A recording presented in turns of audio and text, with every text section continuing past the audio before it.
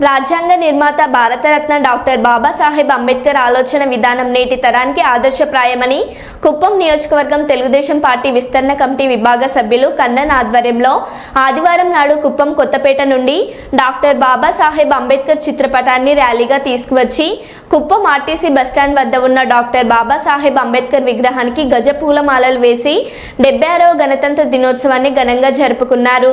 ఈ సందర్భంగా కుప్పం నియోజకవర్గ విస్తరణ కమిటీ వివాహ సభ్యులు దళిత నాయకుడు కన్నన్ మాట్లాడుతూ డాక్టర్ బాబాసాహెబ్ అంబేద్కర్ బాల్యం నుండి వివక్షను ఎదుర్కొంటూ భారతదేశ ప్రజాస్వామ్య వ్యవస్థలో అత్యంత కీలకమైన రాజ్యాంగాన్ని రూపొందించే స్థాయికి ఎదిగిన బాబాసాహెబ్ అంబేద్కర్ అన్నారు. సమాజంలో అస్వస్థతను నివారించడం నుండి మానవ సమాజాన్ని సమైక్యం చేయడంలో కీలక పాత్ర పోషించాలని కొనియాడారు. ఈ కార్యక్రమంలో దళిత నాయకులు, మహిళలు పెద్ద సంఖ్యలో పాల్గొన్నారు.